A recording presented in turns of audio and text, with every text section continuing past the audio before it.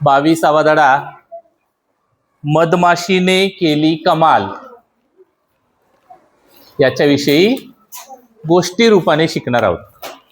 गोष्टी रूपाने म्हणजे कसं, धडाच आहे पण गोष्ट ऐकल्यावर आपल्या ती काय होते, लवकर लक्षात राहते।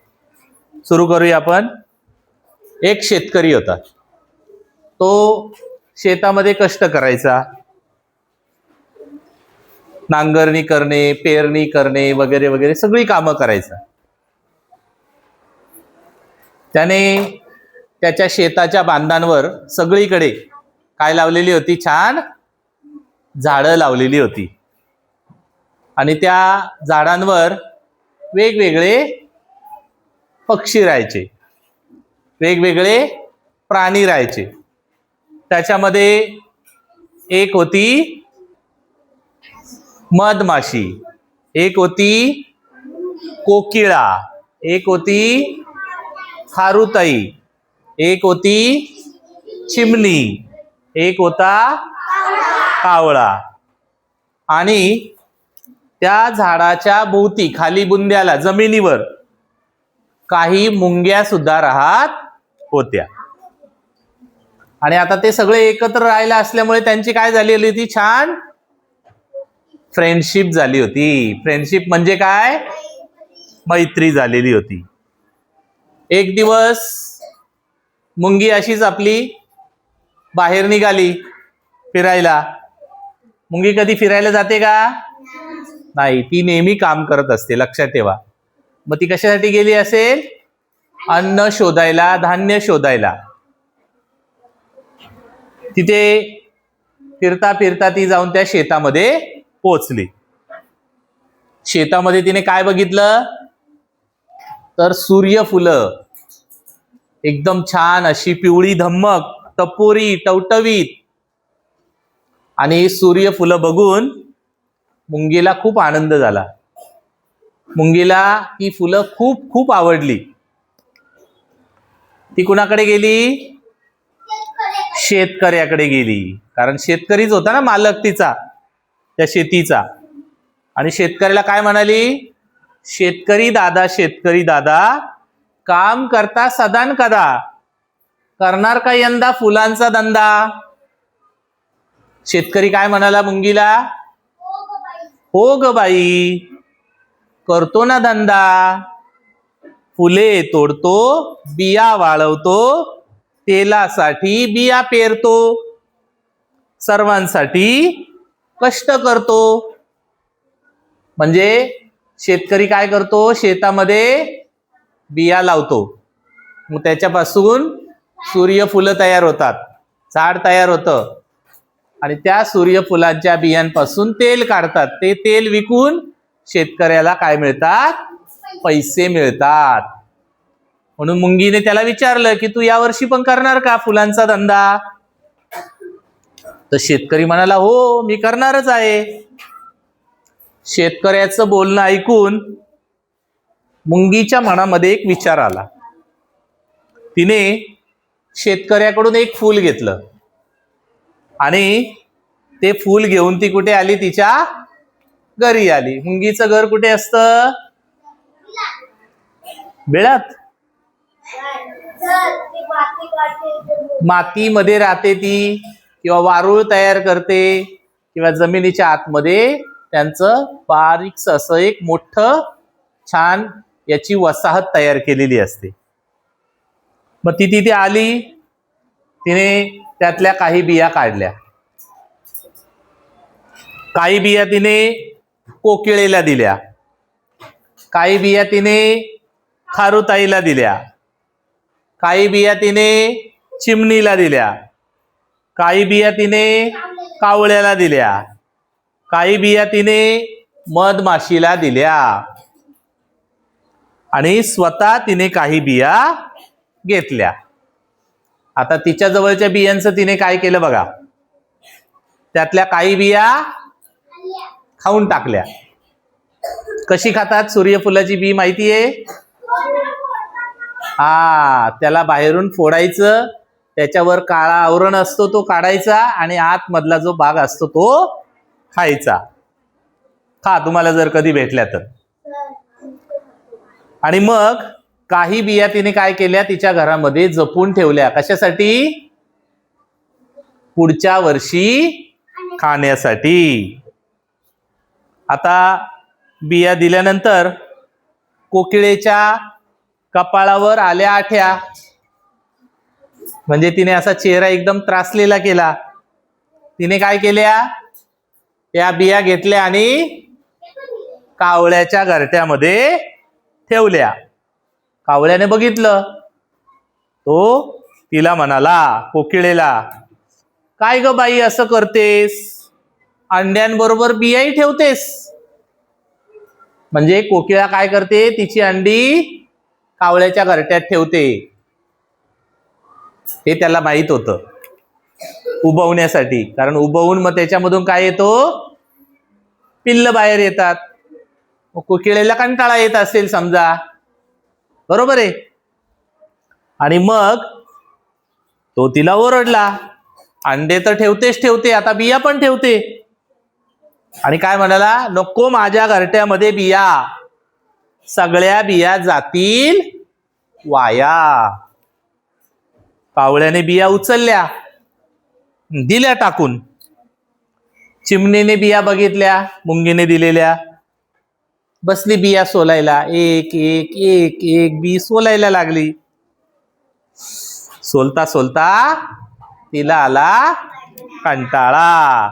आणि काय म्हणाली, काय बाई त्रास. आणि दिल्या तशाच बिया टाकून आणि गेली खेळायला. खेळायला गेल्यानंतर दुसरी होती खारुताई. खारुताईला पण मुंगीने दिल्या होत्या बिया काही. मग खारुताई खूप चप्पळ होती. एका जागेवर थांबायचीच नाही, नुसती पळापळ. वर जा खाली ये, जमिनीवर जा इकडे मार, तिकडे जा तिकडे जा, इकडे जा तिकडे जा. असं करत करत ती शेंड्यावर जायची, परत खाली यायची. प्रत्येक ठिकाणी ती काय करायची, बिया लपवून ठेवायची. असं तिने जमिनीपासून शेंड्यापर्यंत, शेंड्यापासून जमिनीपर्यंत सगळ्या बिया काय केल्या, लपवून ठेवल्या. परत एक बी घेतली, खाऊन टाकली, परत खाली आली, दुसरी बी घेतली, खाऊन टाक. असं खेळता खेळता तिने काय केल्या, सगळ्या बिया खाऊन टाकल्या. आता काही बिया मुंगीने कुणाला दिल्या होत्या, मधमाशीला पण दिल्या होत्या. मधमाशी एकदम चतुर म्हणजे हुशार, आणि काम करायला नेहमी आतुर. आतुर म्हणजे आवडणे. बिया पाहून ती विचारामध्ये गडली, विचार करू लागली, काय करावे बियांचे, भले व्हावे सर्वांचे. उपाय काही सुचेना, झोप काही लागेना. रात्रभर ती हा विचार करत होती की या बियांचं काय करू की जेणेकरून सगळ्यांना त्याचा फायदा होईल. आणि मग रात्रभर विचार केल्यावर ती सकाळी पटकन उठली झोपेतून आणि सगळ्या बिया घेऊन कुठे आली, जमिनीवर आली. आणि आनंदाने गाऊ लागली, या रे या मित्रांनो, खड्डा करूया गड्यांनो. काय म्हणायला लागली ती, या रे या मित्रांनो, खड्डा करूया गड्यांनो. कशासाठी खड्डा,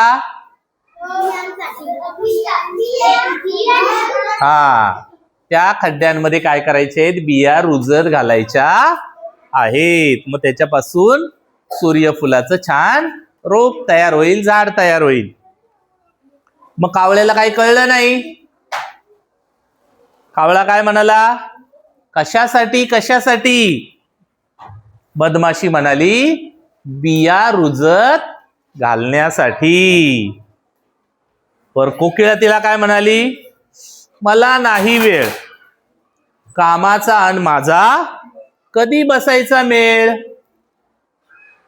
म्हणजे कोकिळा काय म्हणाली, मला अजिबात वेळ नाही, म्हणजे मला आता बिया रुजत घालायला वेळ नाही. आणि असं बोलून ती गेली उडून. मग राहिली कोण, चिमणी. चिमणीने आवाज ऐकला मधमाशीचा. पण ती काही झोपेतून उठली नाही, घरट्यामध्ये झोपून राहिली. आता कावळा जो होता तो काय म्हणाला, माझ्याच्याने होणार नाही, काम करून दमलोय बाई. खारुताई आली मधमाशीकडे. खारुताई आली सरसर, डोळे फिरवत गरगर. मधमाशीला म्हणाली, ताई ताई थांबतेस का जरा, बघ सुटलाय छानसा वारा, खेळून घेते पोटभर, तोपर्यंत काम तूच कर. आणि असं बोलून खारुताई सुद्धा कुठे गेली, खेळायला गेली. मधमाशीने मग काय केल्या, एकटीनेच कामाला सुरुवात केली, कुणीच थांबलं नाही तिला मदत करायला. तिने बिया रुजत घातल्या. पाऊस आला, पावसाळा सुरू झाला, पाण्यामुळे बिया रुजल्या, त्याचं रोपटं तयार झालं. भरभर भरभर भरभर भरभर भरभर भरभर भरभर मोठं झालं. सुंदर अशी पिवळी सूर्यफुलाची फुलं तयार झाली आणि वाऱ्यावर छान डोलू लागली. फुले बघून मधमाशी आनंदाने गाऊ लागली, रुजत घातल्या बिया चार, त्याला आली फुले फार, कामाची धरा रे कास, तरच मिळेल पोटाला घास. पहा, या ओळींमध्ये या धड्याचं, या गोष्टीचं पूर्ण आपल्याला अर्थ दिलेला आहे की जर आपण काम केलं, कष्ट केलं, मेहनत केली, तरच आपल्याला चांगले दिवस बघायला मिळतील. आणि म्हणून मग शेवटी या गोष्टीमधून आपल्याला असं शिकायला मिळतं की आता आपण कष्ट करणार का, शेतात जाऊन बिया लावणार का, नाही. आपण काय करायचं, आपण कोण आहोत, म्हणजे तुम्ही कोण आहात, विद्यार्थी. तुमचं काम काय आहे सध्या, छान अभ्यास करणे, पाठांतर करणे, सराव करणे, शुद्ध लेखन करणे, आहे की नाही. मग जर तुम्ही पहिल्यापासून मेहनत केली, चांगला अभ्यास केला, तर आपल्याला चांगलं त्याचं फळ म्हणजे चांगलं यश मिळणारच. मग हीच गोष्ट आपल्याला मधमाशीकडून इथे शिकायला मिळते की आपण आळस कधी करायचा नाही.